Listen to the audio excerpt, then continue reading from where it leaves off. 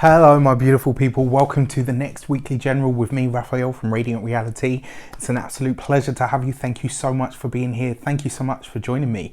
If you haven't already, please don't forget to like, share, and if you should so choose and it resonates, hit that subscribe button. If you are already a continued subby, you know I love you for it.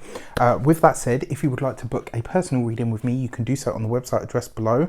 And I've forgotten to write the message.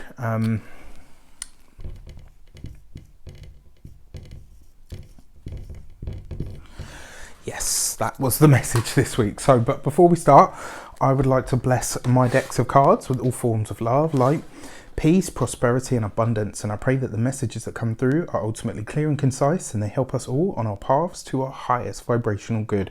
So here's the thing. When I went into my intuition, what I saw really clearly today, I went straight in as well. It was like I was there. And actually what I saw was a little frog.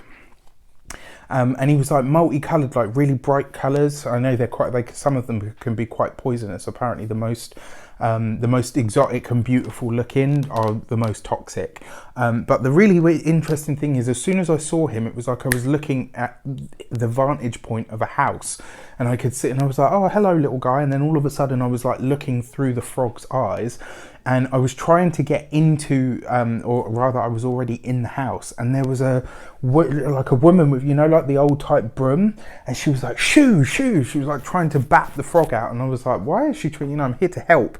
So it was really interesting. So I had to look it up, and frogs are symbolic of cleansing, renewal and rebirth, because obviously they start as tadpoles and then grow into frogs, fertility and abundance, transformation, metamorphosis, right? So here's the really interesting thing.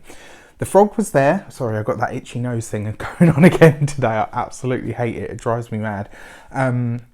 So yeah, the frog was there, and it was like she was trying to like shoo it.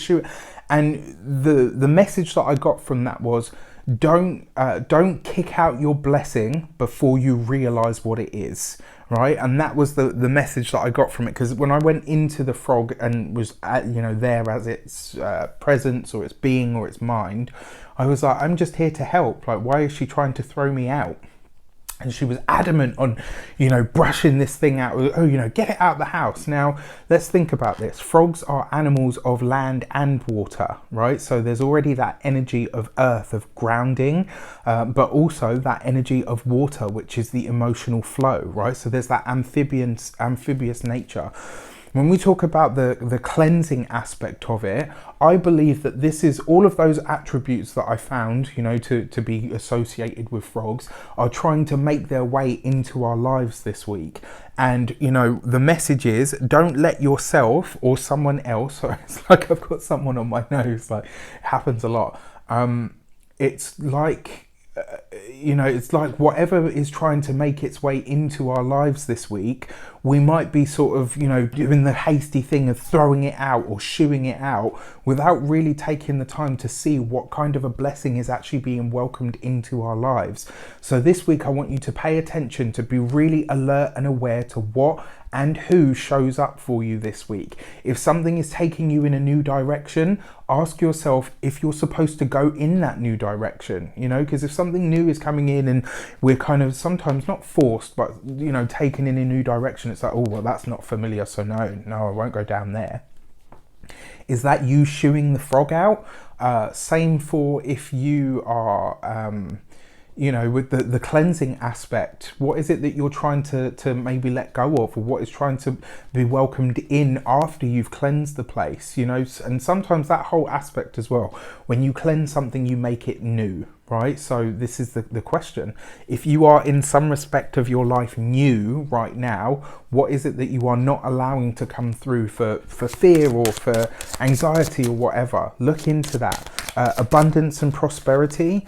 Yeah, absolutely. Where is it that you might be wasting resources or opportunities that may bring you in new resources? This is something for you to pay attention to this week. For the Destiny card, look at that. We've got the Sun card. What? Love it. Right, so this is great. This is an easier week for all of us in some way, shape or form. Remember, the Sun card is blessings, it's light, abundance, heat, joy.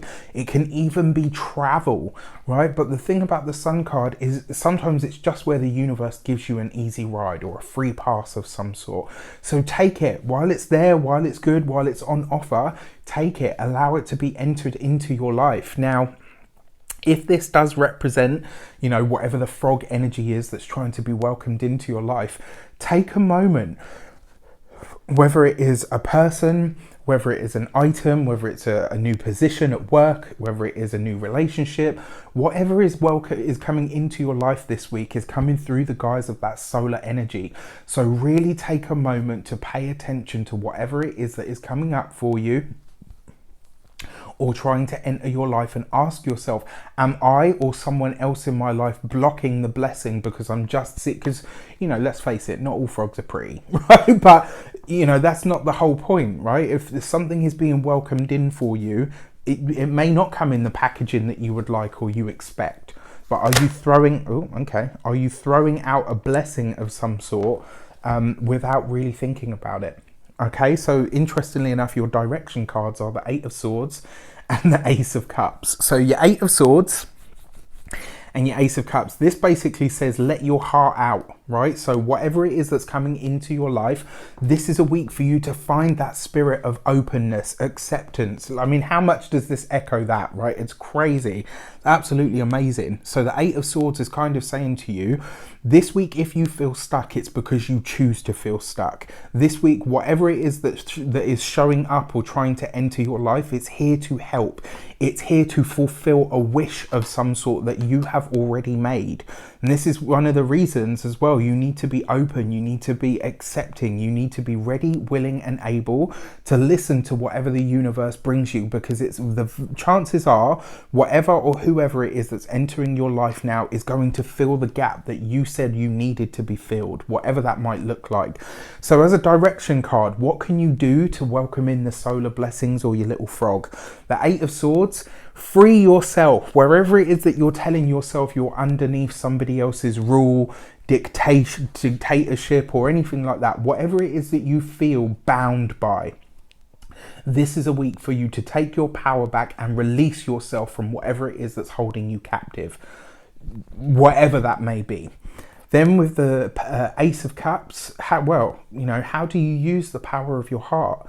I think they got it right in the I think is it the Bruce Almighty or the Evan Almighty when he says one random act of kindness at a time. I like that a lot, because it really rings very true. When you surround yourself with kind people, when you come from a place and a space of heartfelt love and abundance and kindness, you pave the way for this to truly enter into all of the sectors of your life, right? So this week, the way that you need to use your energy is being open, being kind, being accepting, and ultimately being ready to free yourself from anything or anyone that is either holding you back or holding you captive. This is the week for you to save yourself, not rely on anybody else to do it for you. And then finally, as an insight message, what is coming in? What do we need to know? What is that we need to be aware of? And this week we get